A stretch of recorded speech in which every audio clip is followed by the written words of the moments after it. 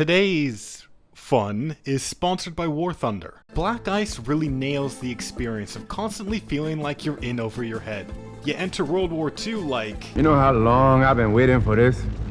Woo, I'm about to make a name for myself here. and almost immediately it starts setting in that fighting the majority of the planet is actually pretty difficult. The UK has to deal with a lot of fighting on air, land, and sea, but at least they have a decent economy and allies to back them up. Italy also has to deal with that, with none of the economy, and an ally who keeps trying to see how deep of a geopolitical hole they can put themselves in. Anyway, it's time to jump into Italy and show you what struggle really is in this mod. I only did a small production buff for the allies in common term because I wanted to guarantee some challenge, and you better believe I got some. The focus tree for Italy is what you'd expect for Black Ice. Everything's just kind of thrown together, and it's up to you to figure out what's good. Now, you may see the 200 factories I start with and think Italy ain't doing that bad, but you'd be sadly mistaken. A bunch of those civs have to be dedicated to importing the iron and coal needed to make steel. And it's still not going to be enough, so I'll have to import extra steel too. Italy's tech isn't too bad, fortunately, well, except for the tanks, where the best you can shoot for is mid, and you can't even build that until 1941. Until then, you can only build garbage tanks. I mean, can you imagine actually being told you have to drive in one of these tin cans? Well, with today's sponsor, War Thunder, you don't have to just imagine it. You can experience it too from the safety of your home.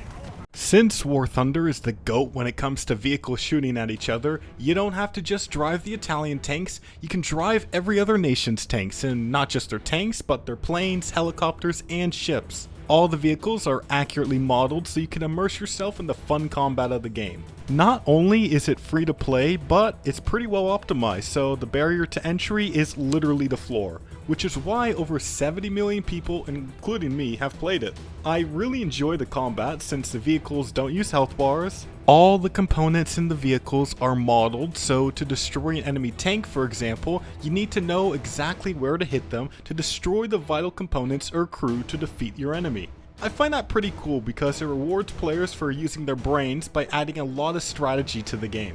If War Thunder sounds cool to you, it's available for free on PC, PlayStation, and Xbox. Use my link in the description or pinned comment to play it because it gives new players or returning players who haven't played in 6 months a nice bonus pack that includes multiple premium vehicles, the Eagle of Valor vehicle decorator, 100,000 silver lions, and a week of premium accounts. It's not available forever, so grab it soon. Now, back to Italy. Makes sense Italy doesn't start with the fundamentals of tank design. Now it's time to conquer Ethiopia. Despite having the most random and stupid division templates, Ethiopia isn't a problem. Soon, the Italian troops are marching into Addis Ababa, no chemical weapons required. But conquering the land is one thing, running it is a completely different beast. I created the puppet state so it would be easier to hold and exploit for resources later on. I get a flavor event that tells me the actual cost of this war, and I think it's really funny that Mussolini really just screwed his country's economy to avenge a war from 40 years ago. He really was an S-tier hater. Now he got his revenge and the aftermath looks like this. Only $10,000! That's not so bad. I'll just subtract it from today's profit. And there's no money in here! Speaking of overcommitting our military, the Spanish Civil War started, so we had to do our part. I really like this decision category they made for Spain, giving us different ways of assisting a potential ally. We had to show the world how tough and serious Italy is, and the best way to do it was by blowing up a bunch of workers in Bilbao. It's important for the soldiers to keep in mind what they're fighting for. They need to be thinking of the little Dark Age edits their great-grandchildren will make of them. With the north of the country cleaned up, it was time to push east, but our soldiers came up against a threat they weren't ready for. Properly trained soldiers. The Air Force isn't helping me out much. They do barely any cast damage, and I'm losing so many bombers to accidents. I'm wondering who I got flying these planes. I've seen kamikaze pilots with a better sense of self-preservation. Eventually, the Soviets leave, and I'm able to push towards Barcelona. It's amazing the progress my mountaineers can make when they don't have to fight soldiers anymore. After the northeast was secured, it was time to take Madrid by first cutting off the city from the rest of Republican Spain. But during this offensive, I got news that we left the League of Nations. I just don't get what their problem with Italy is. I didn't even use chemical weapons in Ethiopia. Britain and France own almost all Africa, but I get a little tiny piece as a treat, and I'm the problem? Yeah, right. Soon, we surrounded the city of Madrid and began the final attack, and yeah, we had no chance of taking the city. I'd keep trying, many times actually, but the result is always the same. What the definition of insanity is. Finally, in 1938, I decided to start making my own tanks. I can't keep living in the past with just infantry and need to get with the times in terms of mobile warfare. Yeah, sure, our first medium tank doesn't look that great stat-wise, but it's got... As I continued my up-teeth offensive into Madrid with no success, the Republican Spanish became so intimidated by my persistence that they surrendered to the nationalist. Once again, Mussolini has delivered a victory, but we can't win too much. Our best nuclear scientist goes to Sweden to get a Nobel Prize and decides that he's saying goodbye to Italy forever. So, rest in peace our chance at a nuclear program. Skipping to 1940, as I'm watching Germany roll over everyone, I know I'm just about out of time to be ready to join the war, but I know I'm not ready. The carriers aren't done, the tank divisions aren't done, the fuel refineries, guess what, aren't done. But with Germany invading the Benelux, I know they're gonna want me in, but I have a feeling like I know how it's gonna go. With France about to die, I just said, screw it, I'm gonna be historical and join against my better judgment. The infantry launched attacks from East Africa, and my half-trained tanks started attacking through Egypt. Despite my tanks being, well, Italian, they performed pretty good against the colonial troops they had against me in the border and raced forward to overrun those border guards. The Egyptian army was quickly destroyed and the Italian tanks took up positions in El Alamein to wait until supply infrastructure was built behind them to continue the push towards the Suez.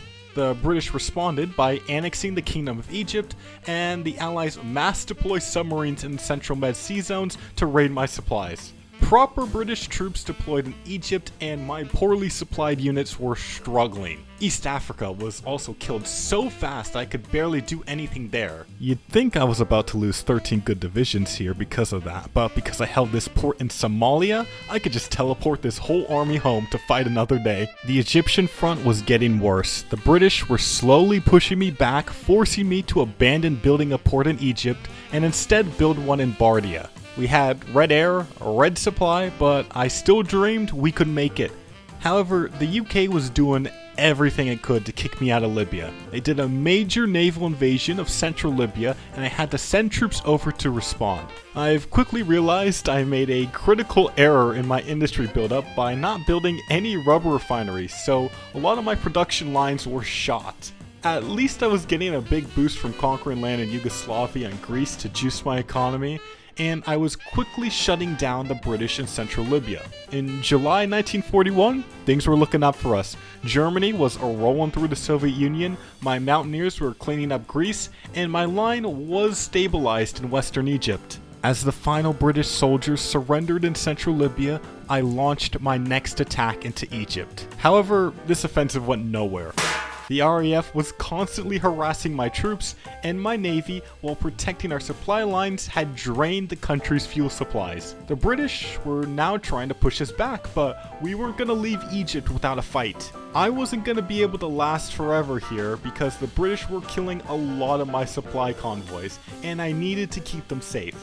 That's why I needed this invasion of Malta to succeed. The Allies threw every ship they could to stop this invasion, which was really irritating because while the AI suicide ships into my fleet, it costs me fuel I don't have, and it takes away my shore bombardment. Despite that, I still won the battle, but the Jokers in Black Ice added this random smaller island, so I had to do this again. But without fuel, I had no chance. I can't fly my planes, I can't give shore bombardment, so I can't take this stupid island. Then, the British react by invading Tunisia, flexing on me like that's how you do a naval invasion, and I had no response. I really had to take a moment to think about my next move. I'm fighting a two-front war in Libya. My ability to supply my troops here was bordering on impossible, but leaving here would mean abandoning my main supply of oil. However, I had no ideas how to turn this campaign around for me, so I just had to walk away.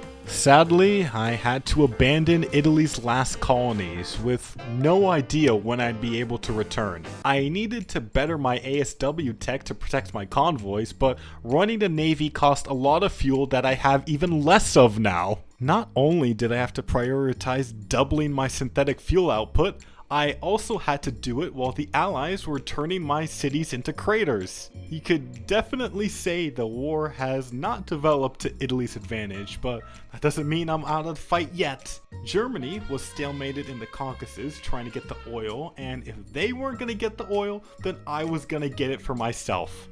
I was going to naval invade the port of Batumi, then cut across the mountains to Baku. Fortunately, the port was unguarded, so the landing was super easy. The Soviets, though, were quick to send a response, and the medium tanks were especially hard to deal with since they had, actual tanks compared to the garbage I was driving here. The number of troops I could send was also very limited due to Batumi being a really mediocre port and not being able to handle much supplies. Despite our disadvantages, the will of the Italian troops prevail, and I take the city of Tbilisi, giving me not just a much needed supply hub, but also some desperately needed oil. After that supply hub was activated, the troops went south through Armenia to secure our southern flank and take another supply hub in Yerevan. Although we were finding success in Russia as we pushed into Azerbaijan, the home front wasn't doing very well.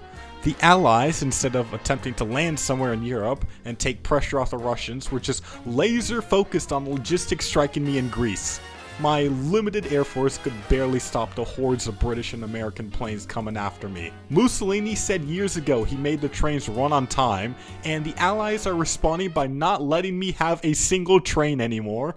So, how am I supplying and reinforcing my troops in Russia?